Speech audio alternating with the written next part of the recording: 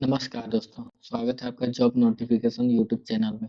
तो दोस्तों, केंद्रीय चयन पर्षद सिपाही भर्ती बिहार सरकार के द्वारा एक मोटर वाहन चालन दक्षता परीक्षा के दस्तावेज सत्यापन का कार्यक्रम संबंधित एक नोटिफिकेशन जारी हुआ है। ठीक है, तो इसमें आपको मोटर वाहन चालन दक्षता परीक्षा के समय सारणी एवं प्रवेश पत्र, तो इसमें आपका एग्जाम जो भी होगा 24 अगस्त 2026 से प्रारंभ किया जाएगा और इसका प्रवेश पत्र 10 अगस्त को आपको जारी कर दिया जाएगा। इस वेबसाइट पर आप देख सकते हैं। और उसके बाद से फिर ये सभी अभ्यर्थियों को स्पष्ट किया जाता है कि किसी भी प्रवेश पत्र डाक के द्वारा प्रेषित नहीं है, यानी आपके डाक के द्वारा नहीं आएगा। मोटर वाहन चालन दक्षता परीक्षा में कार, जीप एवं बस, ट्रक चलाने की परीक्षाएं होगी। मतलब कि ये सब कैसे चलाया जाता है, इसका जो भी रूल होता है आपको इसी के बारे में परीक्षा होगी। सभी मोटर वाहन चालन दक्षता परीक्षा का मापदंडों को लेकर पूर्व प्रकाशित विज्ञापन के संदर्भ में, यानी पिछले नोटिफिकेशन जो भी है उसमें जो दिया है उसी के हिसाब से आपका इसमें एग्जाम होगा। तो फिर उसके बाद से फिर परीक्षाओं के लिए कोई विशेष क्रम निर्धारित नहीं किया गया है। सभी के लिए सूचना के अनुसार है। ठीक है, चयनित अभ्यर्थी के मोटर वाहन की दक्षता परीक्षा की तिथि, समय, स्थान की सूचना प्रवेश पत्र पर दर्ज होगी। यानी जो भी आपका समय होगा, डेट होगा और कौन सा जगह पे जाना है, ये सब आपके एडमिट कार्ड यानी प्रवेश पत्र पे होगा। और मोटर चालन वाहन दक्षता परीक्षा में निर्धारित तिथि को प्रत्येक अभ्यर्थी को सम्मिलित होना अनिवार्य है, अन्यथा अयोग्य माना जाएगा और उन्हें दूसरा अवसर नहीं दिया जाएगा। यानी जिस दिन का आपका डेट है आपका एग्जाम होने का, उसी दिन आपको वहां पे आपका प्रेजेंट रहना कंपलसरी अनिवार्य है। ठीक है, और उसके बाद से फिर दस्तावेज का मोटर वाहन के लिए मोटर वाहन चालन दक्षता परीक्षा के दिन अभ्यर्थी के दस्तावेजों की जांच की जाएगी और इसके लिए कोई दूसरा अवसर नहीं जाएगा। यानी उसी दिन आपका जो भी दस्तावेज है उसको जांच कर लिया जाएगा। ठीक है, और उसके बाद से फिर एक इसके लिए क्या क्या आपको लेकर जाना है, तो वैध युक्त पहचान पत्र जैसे आधार कार्ड, ड्राइविंग लाइसेंस, मतदान पत्र आदि होगा।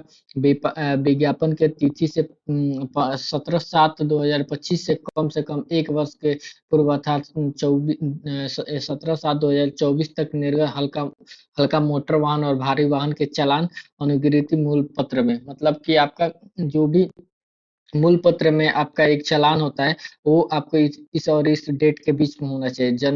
जन्म तिथि या प्रमाण पत्र, जैसे कि मैट्रिक पे आपका मैट्रिक का सर्टिफिकेट आप ले लीजिएगा। इंटरमीडिएट का आपको सर्टिफिकेट लेना होगा। ये इंटरमीडिएट के समकक्ष, जैसे डिप्लोमा भी आप कोर्स किए हैं तो उसको कंसीडर उसमें किया जाता है, तो आप उसको ले सकते हैं। अनुसूचित जाति से हैं या अनुसूचित जनजाति से हैं, आरक्षित अभ्यर्थी के लिए आपके लिए जाति प्रमाण पत्र और स्थानीय आवास प्रमाण पत्र चाहिए। पीसी के लिए और अत्यंत पिछड़ा वर्ग यानी एबीसी के लिए आपके द्वारा निर्गत जाति प्रमाण पत्र और स्थानीय प्रमाण पत्र और समग्र से क्रीमी लेयर, मतलब नॉन क्रीमी लेयर प्रमाण पत्र आपको चाहिए।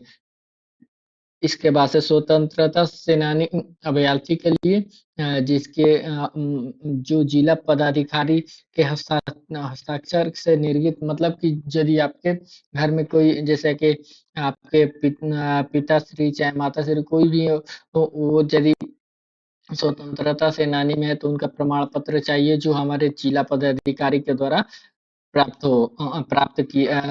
हो या उनके द्वारा दिया गया हो। स्थानीय आवास प्रमाण पत्र होना चाहिए। उसके बाद से आर्थिक ईडब्ल्यूएस के लिए आपको इसके लिए प्रपत्र फर्स्ट के द्वारा स्थानीय आवासीय प्रमाण पत्र आपको चाहिए। ठीक है, ट्रांसजेंडर के लिए समकक्ष जिला पदाधिकारी द्वारा निर्गत ट्रांसजेंडर होने के संबंधित प्रमाण पत्र आपको देना होगा। बिहार पुलिस में पुलिस चालक सिपाही के पद पर पूर्व संविदा नियोजित अभ्यर्थी के लिए आपको ये पूरा डिटेल्स आपको पढ़ लेना है। और इसके लिए एक नोट दिया है कि आरक्षण आरक्षण का लाभ ओनली फॉर बिहार के मूल निवासी के ही लिए ही दिया है। अगर आप स्टेट से बिलोंग करते हैं तो आपको अवसर नहीं मिलेगा। आर्थिक रूप से ईडब्ल्यूएस से आरक्षण के दावा करने वाले विवाहित महिला के कक्षा एवं पारस्परिक प्रमाण पत्र अभ्यर्थी के पति के साथ रहने की स्थिति में उनके पति के स्थानीय निवास अंचल से निर्गत होगा। यानी जो महिला कैंडिडेट है उनके हस्बैंड मतलब उनके जहाँ जहाँ ससुराल है वहां से निर्गत होना चाहिए। विवाहित महिला अपने पति और इस विवाहित महिला ने अपने पति का आवासीय प्रमाण पत्र प्रस्तुत करना होगा, जिससे स्पष्ट हो जाएगा कि विवाहित विवाहित महिला बिहार के राज्य के मूल निवासी है। यह प्रावधान एनसीएल के संबंध में भी रहेगा। ठीक है, ये आपको ड्राइविंग लाइसेंस के दस्तावेज सत्यापन के कार्यक्रम डीईटी के दिन ही संपादित होगा। ठीक है, तो इसके लिए ये आप ध्यान रखिएगा। उसके बाद से फिर आपको किसी भी आपको वाहन चालन दक्षता परीक्षा में बिना प्रवेश पत्र के किसी भी परिस्थिति में ये आपको अनुमति नहीं दी जाएगी। तो ठीक है, ये तो आपको याद रखना ही होगा। और उसके बाद से बाकी यही सब है नोटिफिकेशन। इसको हम ये 31/7/2026 को ही रिलीज कर दिया गया है। तो याद रखें कि इसको आप अपना जो भी एडमिट कार्ड है वो अपना 10 तारीख के बाद से आप डाउनलोड कर सकते हैं।